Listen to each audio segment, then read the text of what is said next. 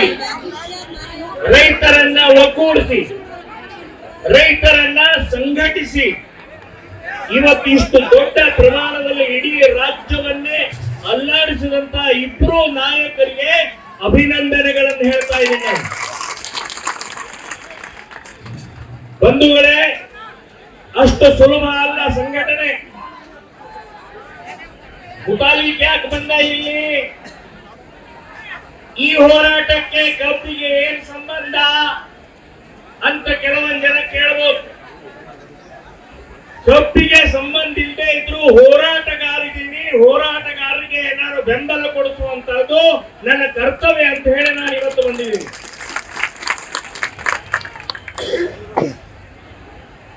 ರೈತರನ್ನ ಇವತ್ತು ಈ ರೀತಿಯ ನೆಲದ ಮೇಲೆ ಕೂಡಿಸಿದ್ದು ಮಹಾ ಅಪರಾಧವನ್ನ ಮಾಡಿದರೆ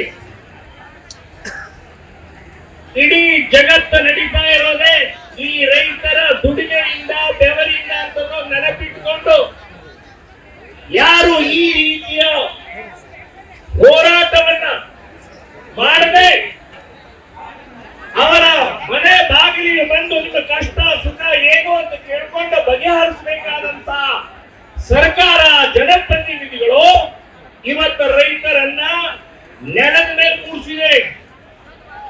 ಈ ನೆಲದ ಮೇಲೆ ಕೂಡಿಸಿದಂತ ಸರ್ಕಾರ ರಾಜಕಾರಣಿಗಳು ಸಕ್ಕರೆ ಕಾರ್ಖಾನೆಯ ಮಾಲೀಕರಿಗೆ ಧಿಕ್ಕಾರ ಹೇಳ್ತಾ ಇದ್ದೇನೆ ನಾನು. ನೀವು ಹೊಟ್ಟಿಗೆ ಏನ್ ತಿಂತೀರಿ? ಇವತ್ತು ಈ ರೀತಿಯ ನೆಲದ ಮೇಲೆ ಬೀದಿ ಮೇಲೆ ರೈತರನ್ನು ಕೂಡಿಸ್ತೀರಿ ಅಂತಂದ್ರೆ ನಾಚಿಕೆ ಮಾನ ಮರ್ಯಾದೆ ಎಲ್ಲಿಟ್ಟಿದ್ದೀರಿ? ನೀವು ಹೊಟ್ಟೆಗೆ ಅನ್ನ ತಿಂತ ಇಲ್ಲ, ಹೇಳ್ತಿದ್ದ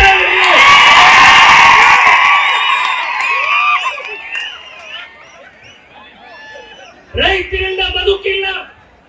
ರೈತರ ಓಟು ಬೇಕು ನಿಮಗೆ, ರೈತರ ಕಷ್ಟ ಸುಖ ಬೇಡಲ್ಲ. ಇಂಥ ವಿಚಿತ್ರ ವಾತಾವರಣದಲ್ಲಿ ವ್ಯವಸ್ಥೆಯಲ್ಲಿ ನಾವು ಬದುಕ್ತಾ ಇದ್ದೀವಿ. ಬಂಧುಗಳೇ, ಇವತ್ತು ರೈತರು 3,500 ಅಂತ ಹೇಳಿದರೆ ಅದರ ಅರ್ಥ ಸರಿಯಾಗಿ ಯೋಜನೆ ಅದರ ಬೆಲೆ ಬೆವರು ಕಷ್ಟ ಎಲ್ಲವನ್ನೂ ಲೆಕ್ಕ ಹಾಕಿ ಕೇಳಿದ್ದಾರೆ.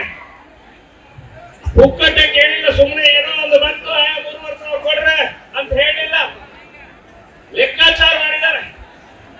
ಇನ್ನೂ ಜಾಸ್ತಿನೇ ಕೊಡ್ಬೇಕು.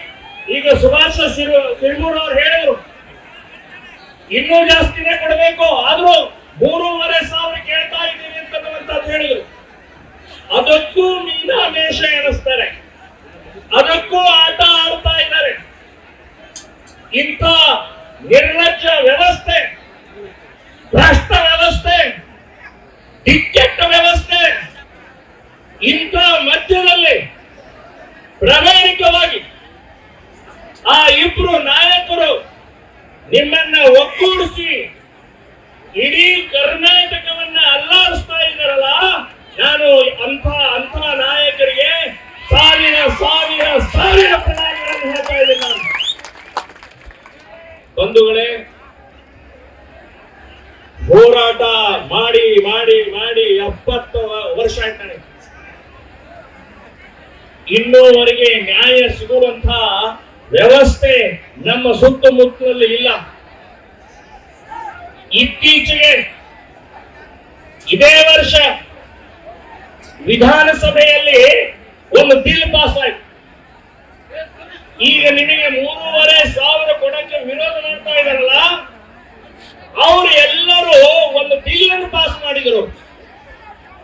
ಏನ್ ಬಿಲ್ಲು ಅಂತಂದ್ರೆ,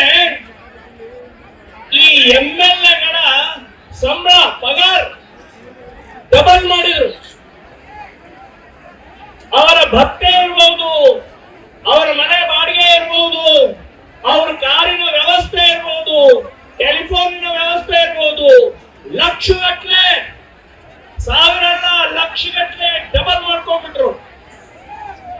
ಅಲ್ಲಿದ್ದಂತ ಒಬ್ಬನೇ ಒಬ್ಬ MLA, MLC, ಮಂತ್ರಿ, ಕಂತ್ರಿಗಳು ಬಿಟ್ಟಿಗ್ ಕಡ್ಲಿಲ್ಲ, ವಿರೋಧ ಮಾಡಲಿಲ್ಲ,